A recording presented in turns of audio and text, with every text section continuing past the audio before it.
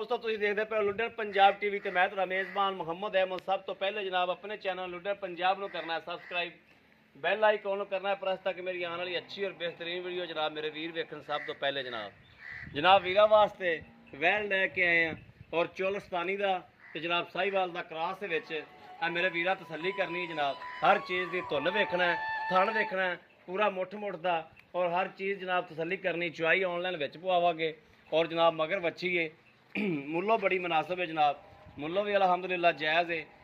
तकरीबन कोई 20-25 दिनों की सूई हुई है। ए मेरे वीरा तसली कर लेनी, टोरा फेरा भी वेख लेना, हर चीज़ की तसली करनी। लाओ जी उत्थे ठल के लाओ, बच्चा लाओ।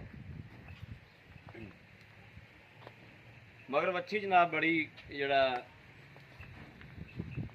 नस्ली है और सील साऊ इन्नी है, बगैर बच्ची तो भावें चो लवो जनाब अल्लाह के हुक्म नाल इंशाअल्लाह। बगैर बच्ची तो भावें नूं चो लो, भावें बच्ची ला के चो लो। बड़ी सील साऊ गां जनाब।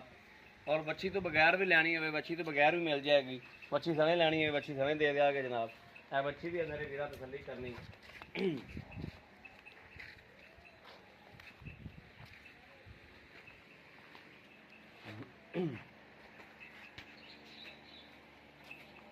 और नीबू तरह नुचड़दी भी मेरे वीरा ने वेख लेनी है।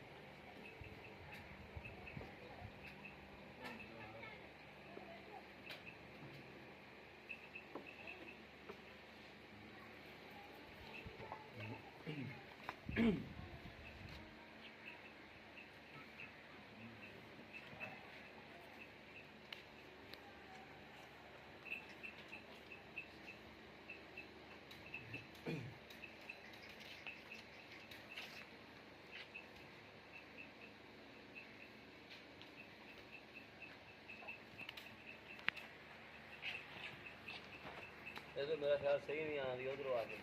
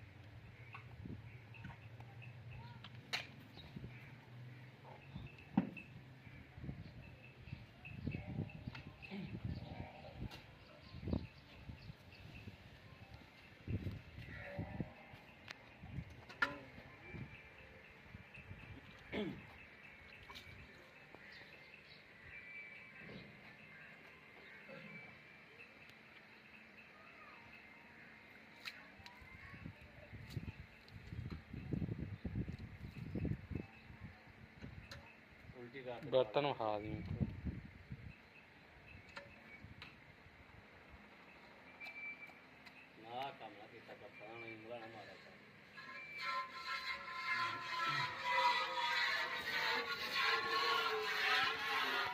मेरा ख्याल है जिवें चिट्टा है, वाइट है ना